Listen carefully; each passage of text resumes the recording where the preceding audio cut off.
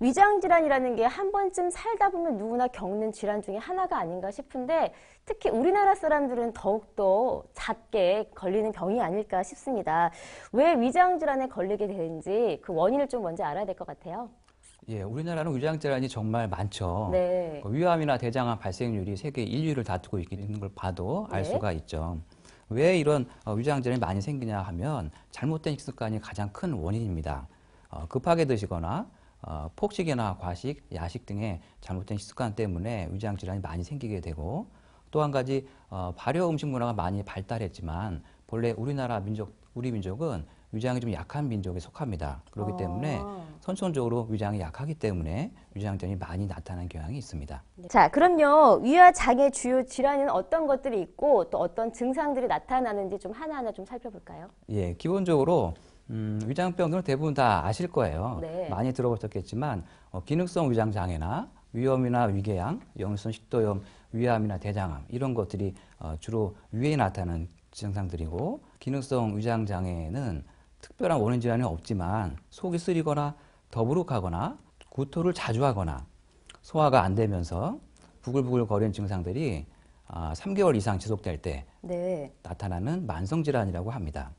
그리고 장 쪽에서는 아까 말씀드린 것처럼 어떤 대장암뿐만 아니고 과민성 대장증후군이나 궤양성 대장병, 네. 그리고 크론시병 같은 자가면역 질환들도 나타나는 경우가 굉장히 흔하죠. 주로 나타나는 증상들을 들여다보면 장 쪽에서는 어떤 배가 아픈 거, 복통이라든가 설사나 변비가 나타나거나 교대로 반복되는 증상이 나타나기도 하고 배가 부글부글거리면서 가스가 차기도 하고 그리고 배가 풍선처럼 빵빵한 복부 팽만감도 나타나게 되겠죠. 그리고 대변을 봐도 시원하지 않아도 또 화장실 가야 되는 어떤 잔변감도 나타날 수가 있고 대변에 그 피가 섞이는 혈변이라든가 그 외에 어떤 전신 증상도 동반되는 경우가 굉장히 흔합니다. 네. 자, 위장 질환의 주요 증상들에 대해서 살펴봤습니다. 사실 좀 가벼운 증상들 같은 경우는 그냥 쉽게 넘어가게 되지만 중증의 경우에는 좀 빨리 병원을 찾아가 보는 게 중요하잖아요. 그래서 좀, 요 정도의 진단 정도면, 내가 빨리 좀 병원을 찾아가 봐야 된다라는 자가 테스트 방법 같은 게 있을까요? 네, 그래서 준비해 봤습니다. 네. 화면을 보시죠. 몇 가지나 해당되는지 한번 체크해 보세요. 네, 저도 한번 같이 해볼게요. 네, 시작해 봅시다. 네. 가장 흔한 증상은 명치끝이 답답하고 역류가 잘 되는 증상이 많이 나타나게 되죠. 네. 그리고 두 번째로는 별 이유 없이 툭하면 자주 체하는 증상도 나타날 수가 있습니다.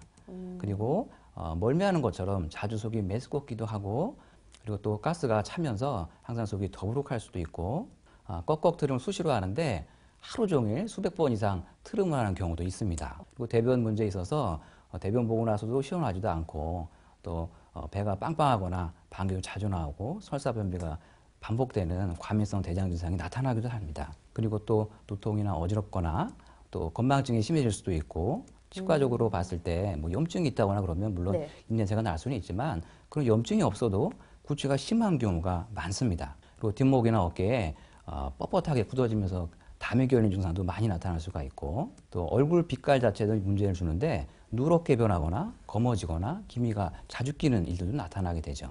잠을 충분히 잤는데도 늘상 피곤하고 졸리고 기운 없고 이런 증상이 나타날 수도 있습니다. 네.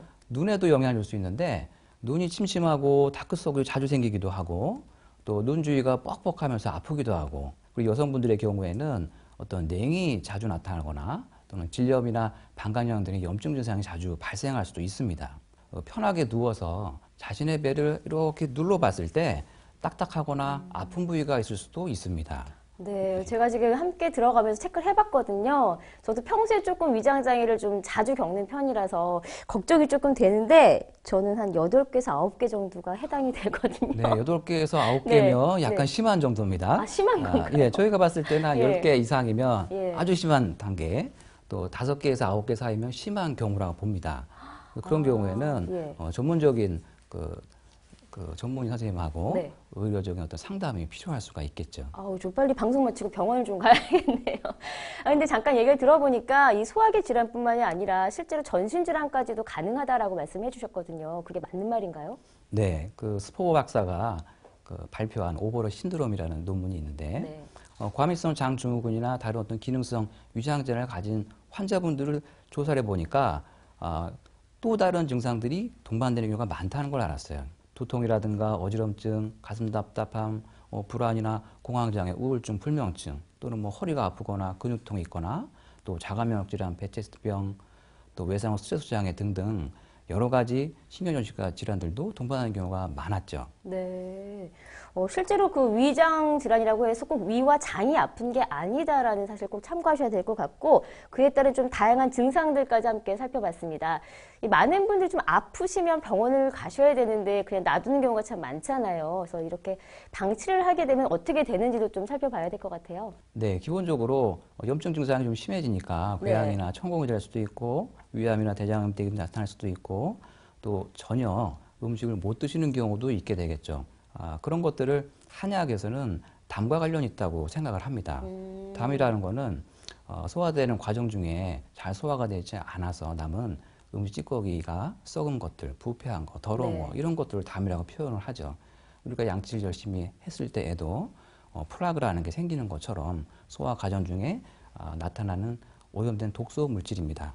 그런데 이런 독소 물질들은 눈에 보이지 않은 정도로 변해 있기 때문에 관찰하면 잘 나타나지가 않죠. 그리고 점막이 끼어 있다가 점막뿐만 아니고 그 속살 이면 조직, 점막 이면 조직까지 침투를 하게 됩니다.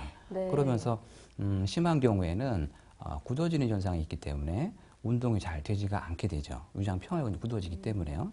근데 진단한 검사 결과로는 염증 정도밖에 없단 말이에요. 네. 의학적 설명이 되지가 않죠. 그래서 그런 경우에 또 다른 차원의 병의 원인이 담이 될 수 있다는 것을 좀 주목할 필요가 있습니다. 네. 일단은 좀 아픈 증상이 있으면 좀 방치하지 말고 빨리 치료를 받는 게 우선일 것 같습니다. 보통 원장님, 이 앞서 살펴본 질환들 같은 경우 이 한방에서는 위와 장의 검사를 어떤 식으로 좀 진행을 하는 건가요? 네, 일단 쉽게 판단할 수 없기 때문에 네. 다양한 어떤 검사를 통해서 종합적인 판단을 하게 되죠. 가장 기본적인 거는 한의학의 그 경락 이론을 바탕으로 한 EAV 검사, 경락 기능 검사를 시행을 합니다. 우리 몸에는 경락이 흐르고 있고 그 경혈점, 침장이라는 게 존재하기 때문에 그 경혈점에 미세한 전류를 흘려서 나타나는 장부에 이상 반응이 있나 없나를 판단하는 검사죠.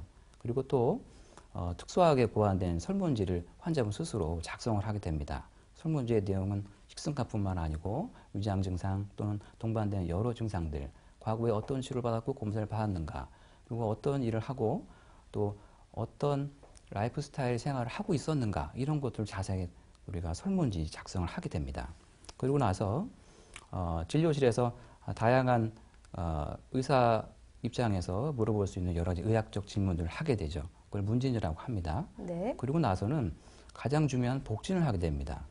그 복진이라는 거는 실제 환자분의 그 배 부분에, 위와 장이 있는 부분에 어떤 문제가 있는가, 어떤 단단한 부분이 있는가, 경결된 조직이 있는가를 손의 감각으로 파악하는 그 검사법이죠. 그리고 나서 혀의 상태, 그걸 설진이라고 합니다. 네. 그리고 맥을 짚는 거, 맥진이라고 하죠. 설진과 맥진을 통해서 그분의 오장육부에 어떤 문제가 있는가 또 파악을 하게 되죠.